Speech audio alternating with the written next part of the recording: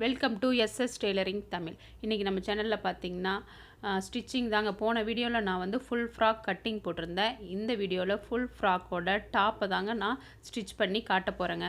ஃபுல்லாக காட்டினா உங்களுக்கு ரொம்ப போர் ஆகிடும், ரொம்ப லென்த்தாக வந்துருங்கிறதுக்காக நானும் புதுசாக பிகினர்னால நானும் ஸ்லோவாக தாங்க கட் பண்ணி ஸ்டிச் பண்ணுவேன். அதனால நான் உங்களுக்கு ஃபஸ்ட்டு டாப் போர்ஷனை மட்டும் காட்டுறேங்க, எப்படி நான் ஸ்டிச் பண்ணுறேன் அப்படிங்கிறத.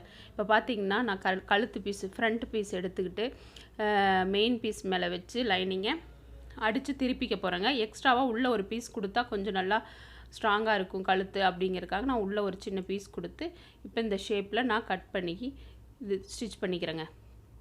பார்த்திங்கன்னா நானும் பொறுமையாக தாங்க தைப்பேன். பார்த்திங்கன்னா இப்படி பொறுமையாக தைச்சி எடுத்துக்கிட்டேங்க. இப்போ பார்த்திங்கன்னா நான் கட் பண்ணிக்கிறேன். கரெக்டாக ஒரு 1/2 இன்ச் விட்டு நம்ம கட் பண்ணிக்கலாங்க.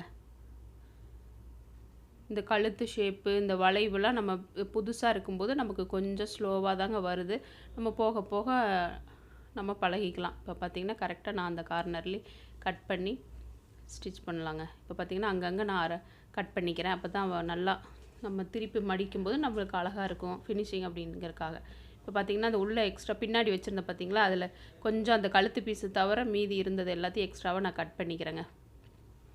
இப்போ பார்த்திங்கன்னா நான் அதை திருப்பி அது மேலே ஒரு தையல் போட்டுக்கிறேங்க. நம்ம லைனிங் மேலே ஒரு தையல் போட்டு எடுத்துக்கலாங்க. இதே மாதிரி பொறுமையாக நம்ம அந்த கழுத்து பீஸ்கிட்ட கரெக்டாக கொண்டுட்டு போய் அப்படியே திருப்பி எடுத்துக்கலாங்க. கொஞ்சம் துணி மெயின் துணி கொஞ்சம் வலுவழுப்பாக இருக்கிறதுனால கொஞ்சம் இதாக இருந்தது. அப்புறம் போக போக அப்புறம் சரியாயிடுங்க. நமக்கு புதுசாக இருக்கும்போது அப்படி தான் இருக்கும் லைனிங் வச்சு நம்ம தைக்கும்போது. இப்போ பார்த்திங்கன்னா நான் அடித்து திருப்பிக்கிறேங்க.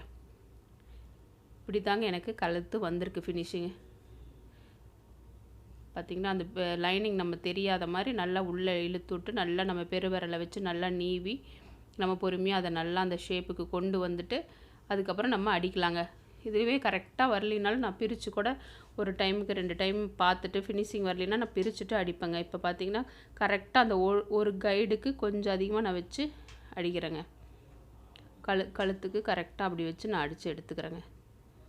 பொறுமையாக அடிச்சுக்கலாங்க. பார்த்திங்கன்னா இப்படி தான் நான் ஸ்டிச் பண்ணிகிட்ருக்கேன்.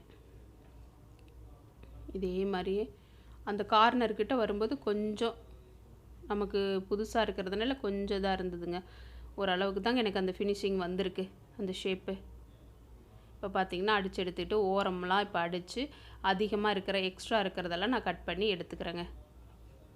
கரெக்டாக ஒரு 1/4 இன்ச்சுக்கு நம்ம வச்சு மெயின் பீஸில் வச்சு ஸ்டிச் பண்ணிவிட்டு எக்ஸ்ட்ரா இருக்கிறதெல்லாம் வெட்டிக்கலாங்க.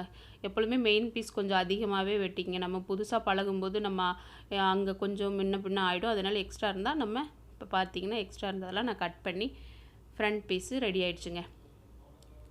நம்ம அதை மார்க் பண்ணி வச்சுக்கலாம். ஃப்ரண்ட்டு ரெடி ஆகிடுச்சு. இப்போ பேக் எடுத்து பேக்கில் வச்சு இதுலேயும் அப்படி தான் மெயின் பீஸை வச்சுங்க. மெயின் பீஸில் நல்ல சைடு வச்சு அது மேலே லைனிங்கை வச்சு பார்த்திங்கன்னா மார்க் பண்ணியிருக்கிறதுல கொஞ்சம் தட்டி விட்டோம்னா அந்த கழுத்து அந்த பக்கம் லேசாக விழுந்துடும். நம்ம அது மேலேயே வரைஞ்சிக்கலாங்க.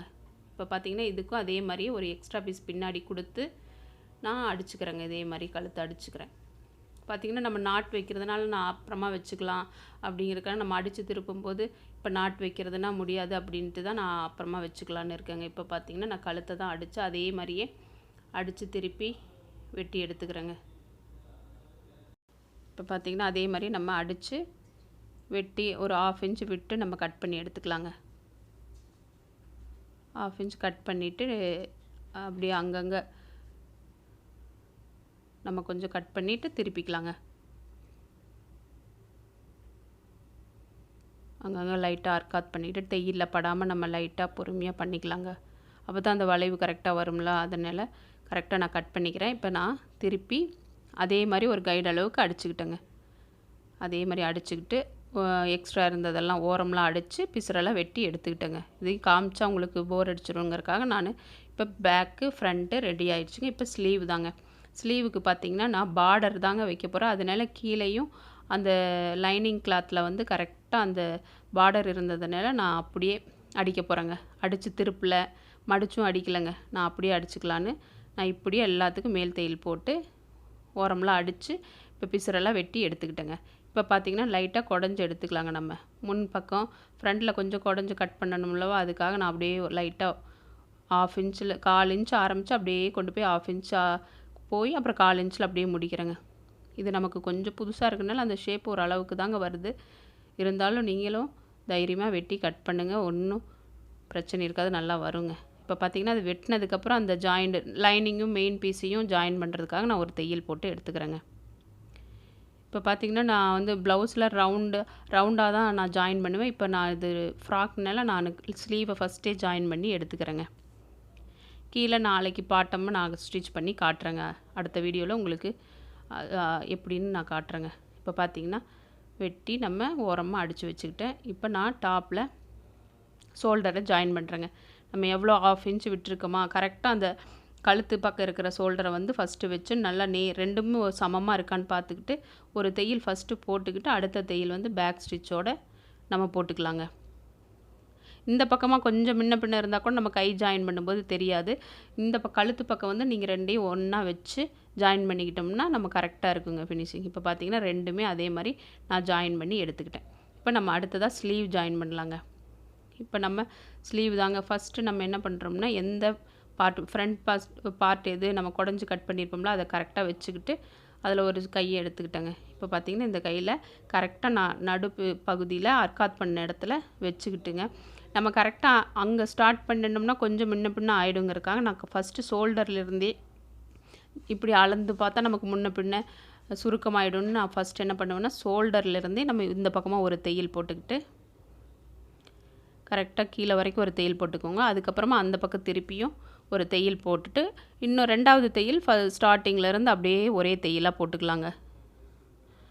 இல்லைன்னா நம்ம பின்ன குத்தி இல்லைன்னா கரெக்டாக அதை தள்ளி வச்சு தாங்க வரும்.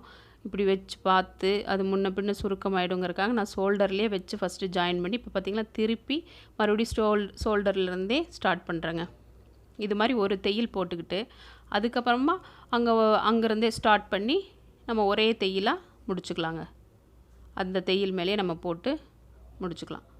இப்போ பார்த்திங்கன்னா ஒரு தையல் போட்டுட்டேன், இன்னொரு தையலும் நான் போட்டுட்டேங்க.